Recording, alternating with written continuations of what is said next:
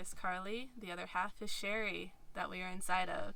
And you can find me on YouTube and Instagram, and I've got a blog and all the sorts of things if you want to check me out.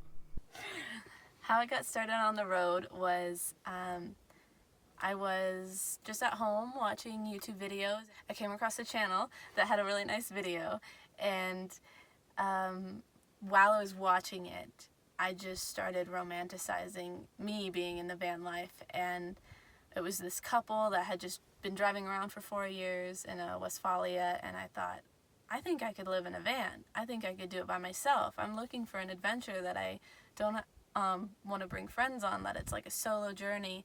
So right after that, I picked up pen and paper and I started writing down everything that like first popped up into my head about what the van life would mean and what would scare me and what parts of it I needed to learn more about. And in that first day, in that moment, I realized this was something I'm going to do. And so within 2 weeks, I got a van, I got Sherry, and then about 4 months later, I had quit my job and I was living in Sherry. I spent that 4 months building it out with my dad, and I'm here today, over a year and a half later, just living life up. And it all started with watching one video that one day. Sherry is a 1994 Dodge Ram 250, and she's got a 318 engine and a V8. Nice. When did you move into Sherry? I moved into Sherry August of 2016, so I've been on the road just over a year and a half. Awesome. So you're no fake van lifer. You're actually living in this van. Oh, definitely. Yeah. I have not. I did spend some time at home over Christmas, but I've been out on the road more or less. I held a job last year in Colorado, and there was no housing, so I had to live in Sherry in town. So. Awesome. Yeah. Well, it looks very cozy in here. Do you find it very comfortable and like this is your home and all that? Definitely. Like, this is my bed. It's also like my living room, and then the front seat's kind of like got a comfy chair, and I sit up there at times, and there's so many aspects of this that I've just like grown attached to, the spacing of everything, and I'm just tall enough, or just short enough, I guess. Perfect. Look at that. So that aspect's really nice, that I can stand up to do everything in here. Right. Yeah. I want to see how I do. So I'm just almost 6 foot, but this would be totally comfortable for me too. I have to lean over a little bit, but it's a very big space in here that is really comfortable. But can you kind of give us a tour and tell us all the features? Yeah, so the bed, I've got storage in the back here, some shelving, and then here's the countertop, my stove, and then underneath is the propane, some storage drawers, and then my water set up, and then I keep like some tools and jumper cables in there. Cool. I was thinking about getting one of those water jug pumper things. It's super nice. Yeah. And these are available at like Home Depot for like $20 or something like that? You can get both sets or the top and the bottom at Walmart.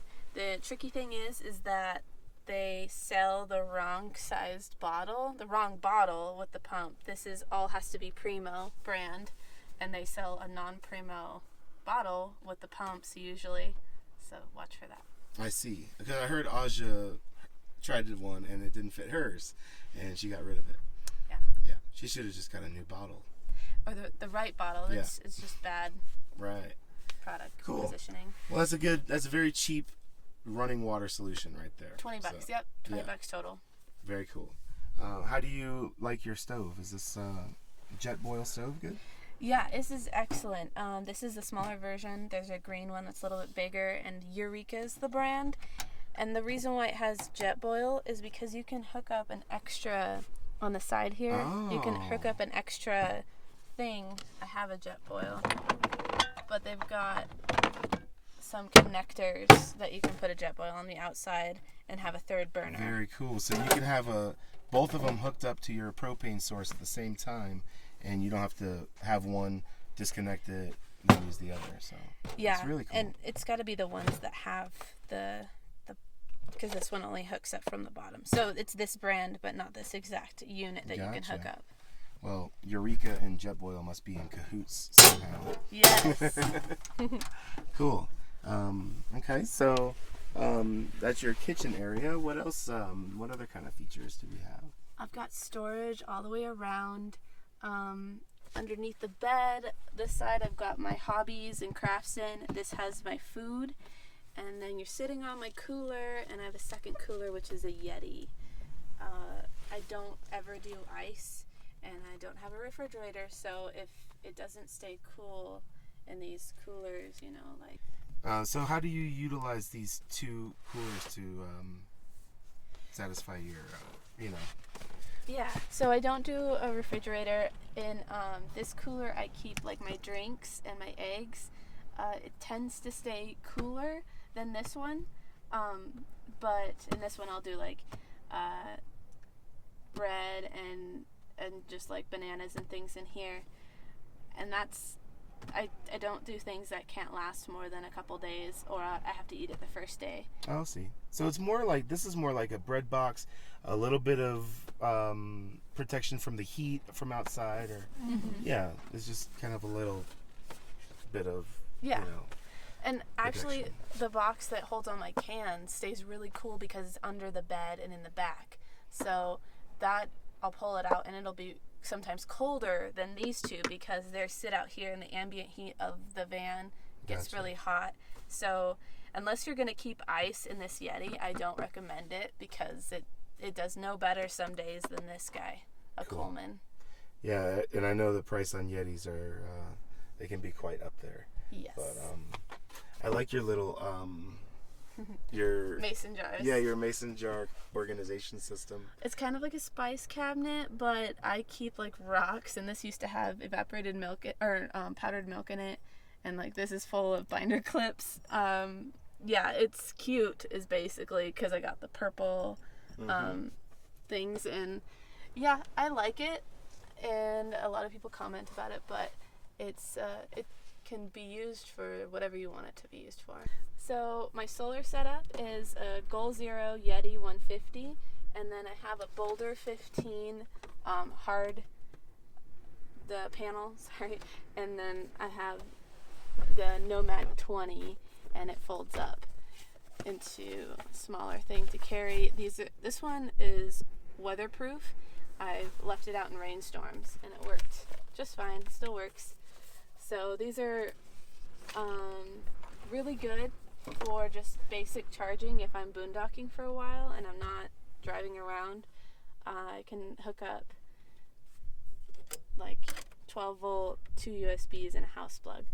And I got this model because I just needed one plug for the laptop. And yeah.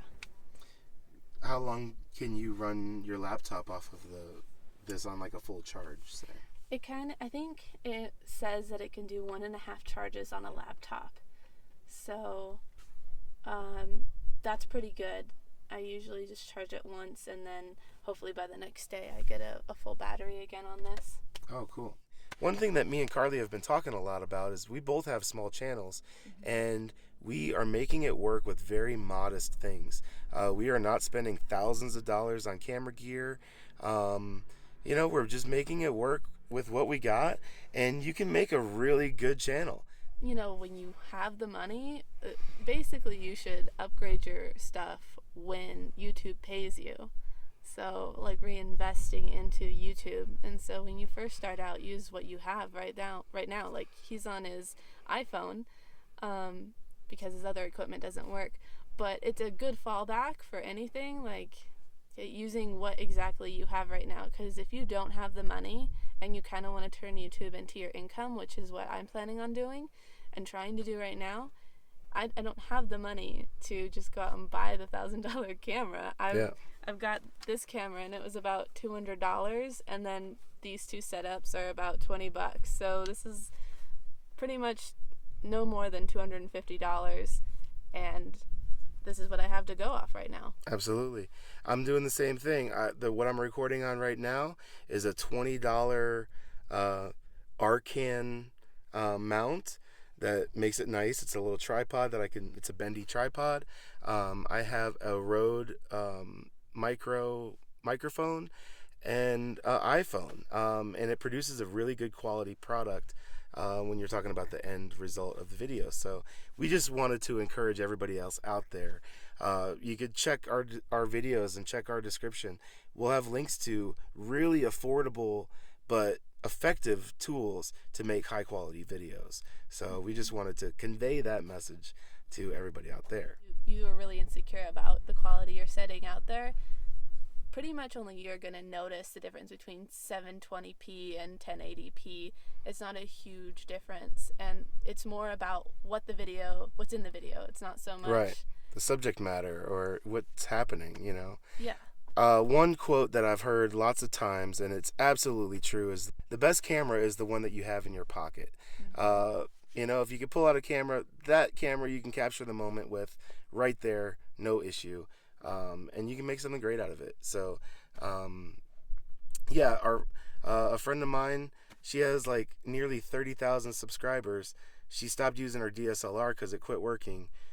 Used her iPhone for many episodes, and nobody noticed. Nobody said a single comment about poor quality video or anything like that. So I think a lot of our viewers would never even notice a change, you know. So. No.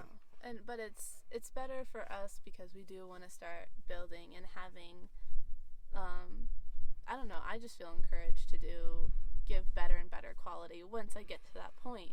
And I'm been doing this for about a year, and I'm not sure how long you've been doing YouTube. Yeah, I started July 1st last year, so almost 9 months. Yeah. And by this time, like, we've both discovered that we want to really get bigger with this. So we're investing more in it now, but when you first start, you don't know whether you're going to like being on camera, if this is going to be your thing, if you have enough time for it. All those things matter at the beginning to figure out if you want to become a YouTuber. Yeah. This is one thing I tell everybody. People approach me all the time, how do you do it? I want to do it. Make a video as good as you can with what you got. See what you can come up with. You might come up with a video that gets 1 million views. You know, it's not out of the question to use very modest equipment. So yeah, I want to encourage everybody out there to do that. Make what you can with what you got, and you'll come up with something pretty awesome. Yeah. So I just wanted to thank you, Karli, for a killer van tour. I really love your van, Sherry. It's made for you. I mean, it definitely matches your personality and your size, as a matter of fact. Yeah. But so thank you for coming on my channel. Thank you for the interview, and I'll have an interview on my channel of him if you'd like to watch that. So Karli's channel is going to be linked in the description below, and you guys should go check out her channel and sub her channel. Give her some thumbs up and comments as well.